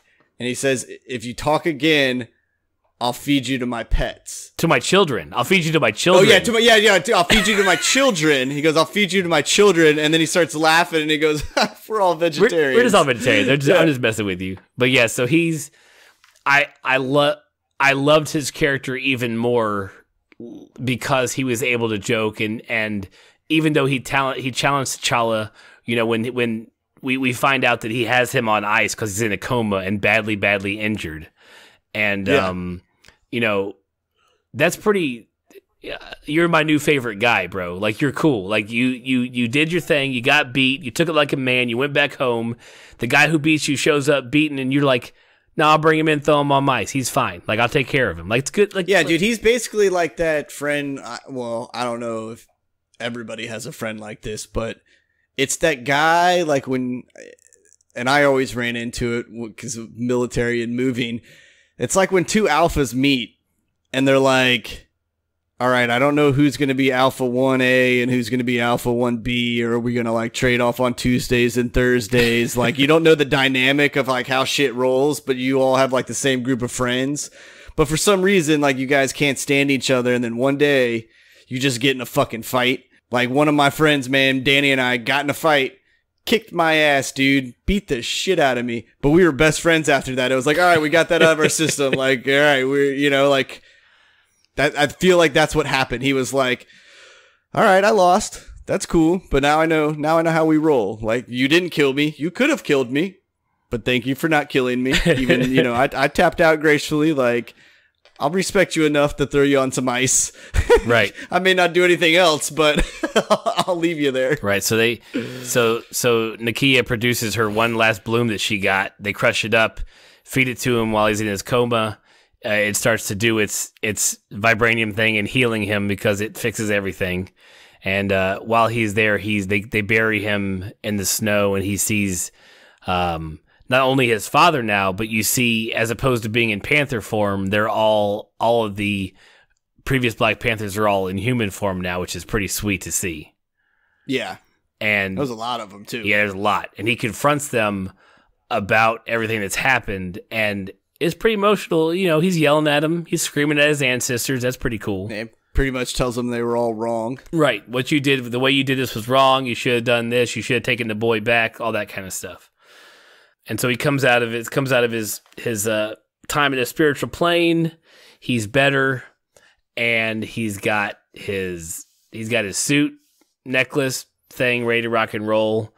And so you watched it 2 hours ago, so you can tell me, like, how do we go from the mountains to the open field battle scene?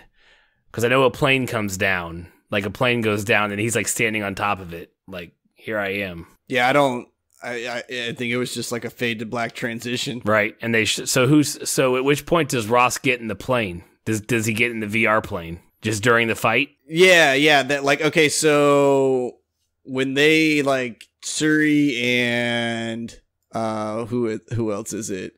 It's gonna bother me. They sneak into the Yeah, they sneak all in there, and they're like, they go to get their weaponry and their gizmos and gadgets and stuff like that, and they're like, okay, when we tell you you're going to have to fly the plane, and he's like, huh, what?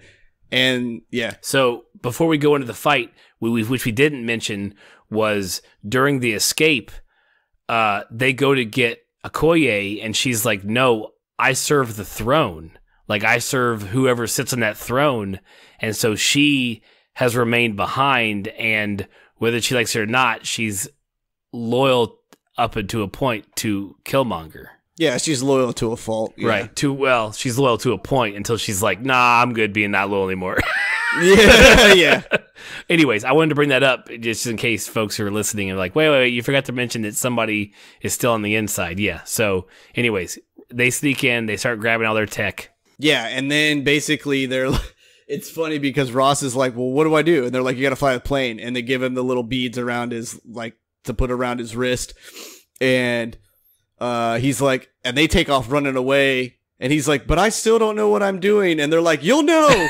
Right. And he's like, what the fuck are you talking about? And so you just see him left in there like wondering what the hell's going on. And so Killmonger's prepping all kinds of weapons to be shipped off to different areas to start helping. Yeah, to all the spies they have out there. Right. And so during that, one of the planes gets taken down, however it gets taken down, and then Black Panther's in his outfit ready to rock and roll. Yeah, and the guy and I were joking, right? So when the Black Panther like lands, dude, you can see like the purple kinetic energy like pulsating through him. Mm-hmm. And so like I was like, what did the guy do? Just beat him with his mighty sledgehammer like before he left, you know, like like here it is, man, I'm going to build you up in this energy, cuz he just like appeared with it all, like, and so I was like, what hit him? What hit him before, like, that he built this energy up? Right. Like, did he get it from the landing? Yeah, maybe he's the one that took the plane down, and in that took the kinetic energy for it. But yeah, you're right. He was already ready to rock and roll as soon as he got up on the top of that plane. Yeah, and so he's like, hey, I'm here. You guys don't want to let's not do this. I'm not dead. The challenge is not over. I didn't yield. It's still my throne, bitch. And yep, and then pretty much like every rule he could think of, he was fucking like laying it out there. Not dead, didn't tap out. This thing's still going. Right. So and then we get this big open battle scene. You get W'Kabi's army fighting against whose army? Is it just against Black Panther? Is there no other? There's nobody else, right? No, it's just them versus Black Panther. At first, and like Nakia and Shuri, like they go after Killmonger. Yeah, but I'm just saying that's his little group of people, like, and Ross flying the plane. But yeah, basically until Okoye turns is like, enough of this shit, and then she basically tells the guard, go to the real king and go protect him. But I'll tell you what, man, fucking W'Kabi, dude, that is one single dude now. Oh, he's fine. She still loves him. Well, so his tribe, they have like each of the tribes in this movie were based off of actual tribes in Africa, and his is the one that wears the cloak that's all the way on the front, and they had like vibranium in there that like made like shield walls for them. Yeah, that was awesome. Oh, that's right, because he jumped the shield wall right away. They went to make a wall to protect the king, and he jumped it. Yeah, he jumped it, and he laid all that energy out and blew him sky high in the air. Yeah. Favorite superhero move of the entire movie was each time he used his suit to do that to like the guys around him, like just blowing out the whole circle of everybody. That was the greatest stuff ever. So as the fight's happening, like W'Kabi breaks free, and while he was fighting Black Panther, and he's like, no, don't do it. And he blows the fucking horn, and then all the rhinos show up. Yeah. Yeah, and then you come to find out that you're like, damn, dude, this guy can ride rhinos. I am so jealous. Right. And that's also where T'Challa takes down one of the rhinos. It's a throwback to one of the comics where he's got a rhino in a headlock, like during one of his fights. Yeah, it's pretty cool. It's a cool looking I think it's the cover of the I think it may even be the cover, but I know it's definitely a frame from one of the comics. But so the battle's going neither here nor there for either side, and then Okoye turns on the king, and her and Shuri go after the king. She's got her like I heard someone her gloves that were firing stuff, they look like the Thundercats wagon from like the original episode, like the original series, like the car they used to drive around in. I was like, oh, it does look like the Thundercats wagon. That's cool as shit. But like she and Okoye go after Killmonger, and he's got his Black Panther outfit, which has like, it's almost like leopard. It has like leopard on the face. Like it looks good. And so they're fighting all of the shield. I would have called them shield maidens because after watching the Viking show, like shield maidens are like the greatest thing ever in this world. But they go and join. They join Black Panther's side pretty quick, and so they're all fighting with Black Panther against W'Kabi's army, and just fighting and fighting. W'Kabi jumps on one of his. Let's see, how does Okoye break from fighting Killmonger to then stop W'Kabi's rhino? I forget how she gets from there to there, but she does. Oh, because all right, so you have Okoye and like two of her guard have Killmonger's version, the Black Panther, pinned down, and they're like, get the necklace. And the whole time he's building up all that energy in him from that ass whooping he was taking, and he shoots all three of them like everywhere, 100 feet, okay, in all directions, right. And then so that's how they all end up down in the main fight, and then so she's actually out there fighting. Who does she step in front of? Black Panther? Yeah. She steps in front of Black Panther, and the rhino fucking stops right on a dime, gives her a kiss, and then basically W'Kabi jumps down, and he's about to draw his weapon, and she has her spear. Okay, up. but they called each other lovers, so like they're not married, right? They're just I get boyfriend that, and girlfriend. But like that's what I meant. Like that's one single dude now. They're like, we were on opposing factions there, like hardcore. Like, don't you think secretly she's a little pissed off that he went about business the way he did? Well, I mean, she also stayed with the king. Whether or not she agreed with him, she stayed as well. So she could see his point, and he didn't draw his sword on her. So no, they're going to have some sweet, sweet makeup love later on that night. They didn't show us that. That wasn't a post-credit scene. You didn't miss that. But where she's he's like, are you going to kill me? You're going to kill, are you going to kill me? And she's like, for my king, without hesitation. And well, she was like, for Wakanda, without hesitation. Yeah. Right, for Wakanda without hesitation. So he's like, I'll drop this sword. And he's like, I really like you. I like this place. This seems like a bad idea. I'll drop my sword. All my guys will drop the sword, and the fight's over. But this leads, I think by this point, this is when Black Panther heads off towards Killmonger, and they have their epic boss battle in the bowels of, Shuri's lab -- where the train is.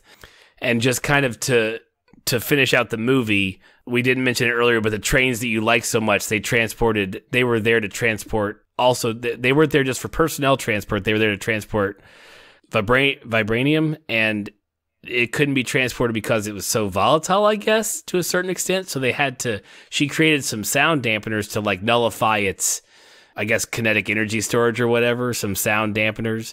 And so those are brought into... Yeah, she basically found a way to turn it off briefly. Right, so... to like let it dissipate its energy and shit. So during the boss fight, they're down there on the tracks where these trains are running, Killmonger and Black Panther are, and they're turning their suits on and off as the trains are going by. And in typical boss fight fashion, he gets a blade in there right before his suit turns back on, and Black Panther kills or gravely wounds Killmonger. Yeah, even Killmonger was like, nice move, bro. I think he said like, nice move, bro. Yeah. He was like, nice move, bro. Yeah. He's like, I didn't see that one coming or something. But yeah, he gave him props, which as a military guy and a trained fighter, he was like, yeah, props, dude. You got me. Nice job. So, they have a little bit of a bonding almost, and they take an elevator to the top of the tower they're in, to the mountain, and he brings him to the edge of the cliff to watch the sunset because his father had told him that Wakanda had the most beautiful sunsets that he'd ever seen. And so he showed him that, and then Killmonger chose to die as opposed to be jailed.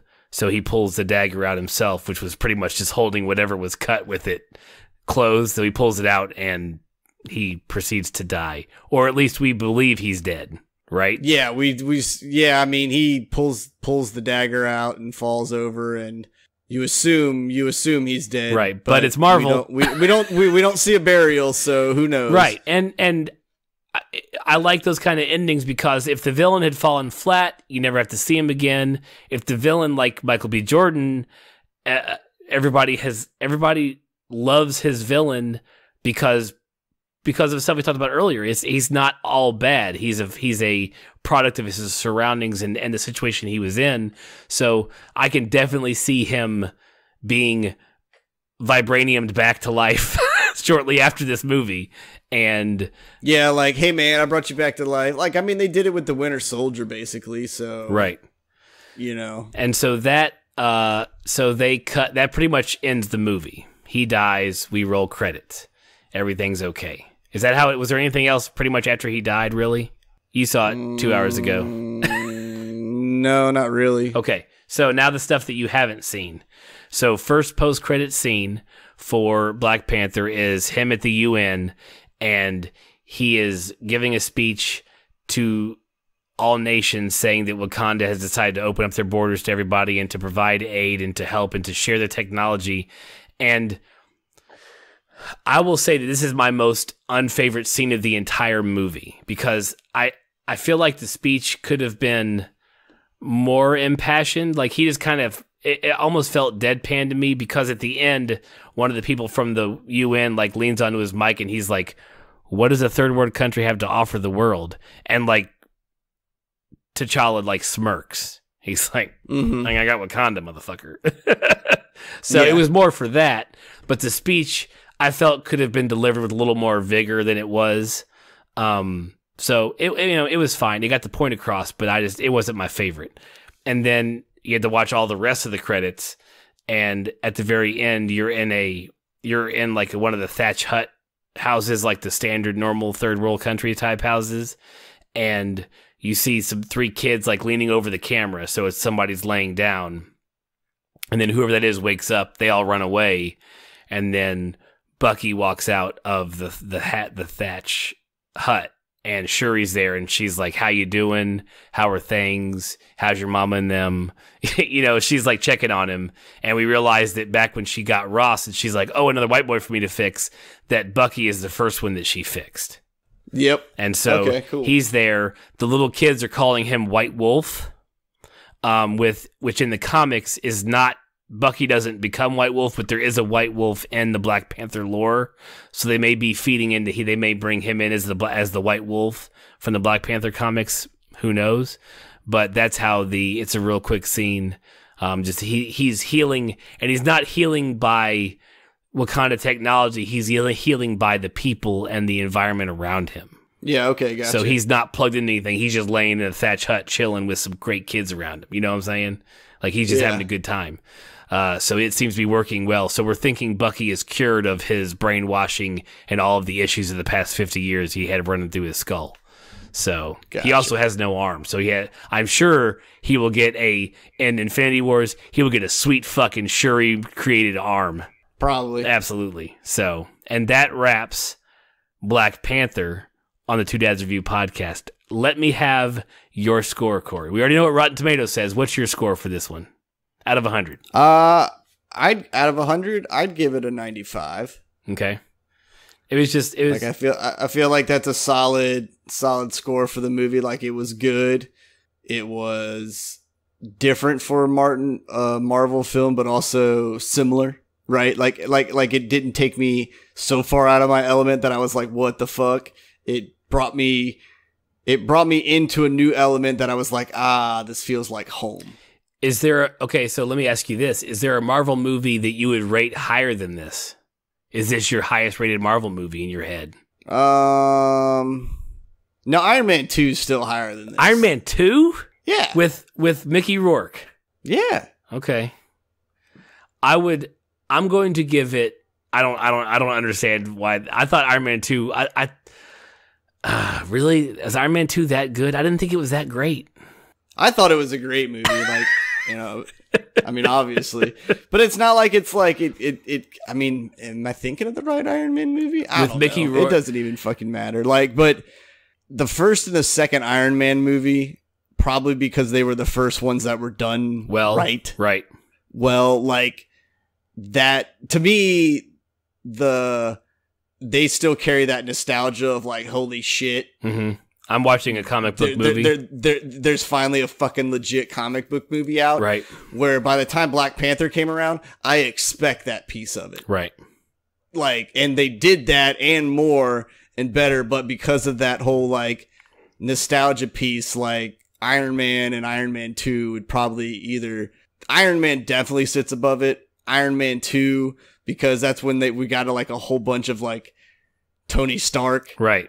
You know, and it was like, damn, dude, Robert Downey Jr. fucking owns is Tony this character. Stark. Right. Like, you know, like, it would probably be on tie or maybe like right below it. Okay. Right. Like, you know, I will agree with your score, and just not to be a lemming, I'm going to give it a 93 for the post-credit scene being a little bit flat, and a couple of the stuff that we brought up earlier that was a little bit wonky about the plot. There wasn't a lot to complain about.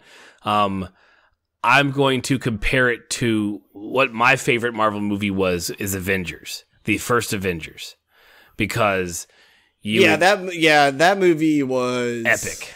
And to use an old term, it's epic. You had all this build up, and it was finally, you had them together, and you were like, it's like the greatest baby ever made. Yeah. And like, I still think the Ed Norton Hulk movie is better than Black Panther.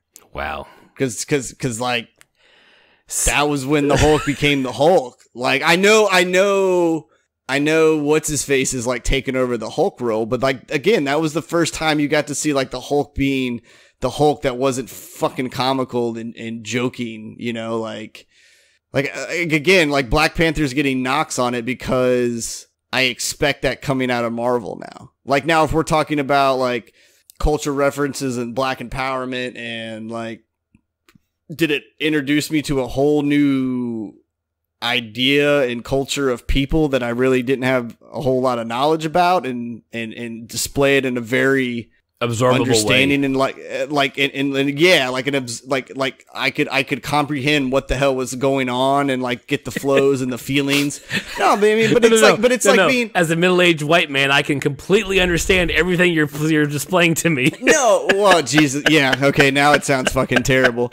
But no, but it was. I think that was the vibe, though. Like, all walks of life should understand this. Like, this is you should feel comfortable. And the movie did like make me feel comfortable. It wasn't like because I was a middle-aged white guy, I wasn't like, oh man. Like, I mean, I saw tweets of like people asking, when's an acceptable time for me to go see this movie? I don't want to spoil it for like black culture and things like that. I'm like, Jesus fucking Christ, man, it's a movie. Like, go see the movie whenever you want. And like, and I saw black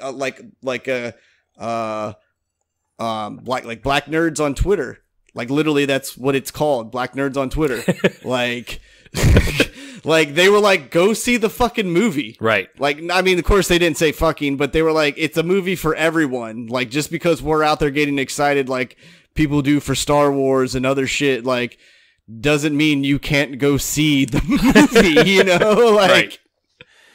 But no, it was like, good on you, black nerds on Twitter. Well done. But no, yeah, but like Star Trek, like how I said, or Star Wars, how I said I never felt like I got sucked into that movie. Mm-hmm. Like, I was there the whole time. I knew I was in a theater watching something cool in space, and I was like, yeah, man, there's some cool stuff with like this one. Like, I got engulfed into the environment, into the surroundings. Like me and the guy that was sitting next to me, like, we were like, why does Marvel always put like dope ass food scenes? Like, they're in like a bazaar or some shit, you know? And you're like, God damn it. Like, look at all this delicious ass food. And like, him and I were joking about that shit. Like, when they just like are panning by and there's always somebody grilling up some badass jerk chicken for whatever fucking reason. Right. Yeah. No, it definitely was engulfing. And I know what you're saying about where you're either watching a movie or you're in the movie. You're engulfed in the experience of the movie and you feel like you're there, because you're right. It does have a different feeling when you do it. But yeah, I mean, it was amazing. Go see Black Panther. If you listen to this whole podcast, thank you for listening this far. You are our best listeners. We love you the most. Who got to this point? Yeah, all those other quitters, we kind of like. That's them. Right. We're only kind of like them, but don't tell them we said anything. Yeah, but it's great. Go see it. Two Dads Review give it 95s and 93s. It's a great movie. And you won't be disappointed at all. Like if you're a Marvel fan or just a comic book fan, or you're just trying to get out of your shell of like going to watching romance comedies, like there's no way you couldn't take a boyfriend or girlfriend to this film. Oh yeah. Like, I mean, unless they're just completely turned off by not real action, things. Action superheroes. Then I wouldn't recommend that. But like at that point, you need to reevaluate your relationship. Well, yeah. If you're that gung ho about a Black Panther movie and the person sitting across from you is like, whatever, you probably need a new significant other. Might as well just go ahead and chalk that up. I don't care how long you guys have been together. You heard it here. List us in the divorce papers. yeah. Two dads review. Said we had to divide. It's irreconcilable differences because two dads said so. Okay. All right. So thank you everybody for tuning in and making it this far in the podcast. Please tweet at us at Two Dads Review. Let us know what you thought of it. Go on there, take our poll for the podcast 2, not this coming podcast, but the next one. Because next week we will be reviewing Annihilation with Natalie Portman. It could be either really awesome or really suck, and it's one of those trailers where you're like, ooh, we could have just seen all of the cool stuff. That's what I'm saying, dude. That's what's worrying me about this movie is like it's going to be a whole bunch of like talking about the cool shit, and then like we're not going to see all the cool shit, but like the last like 15 minutes of it, I'm going to be like, God damn it. Hey, God damn it. You know what though? We don't shit on a lot of things on this channel. So at least since American Horror Story. So it's about time we had something else to shit on. So fingers crossed Annihilation is good, but it may not be. So we'll find out next week. Stay tuned. It's true. Thank you for coming out and listening to us as always. Right. Like, share, subscribe, do all those good things. Tweet at us, and we will catch you guys next week for Annihilation.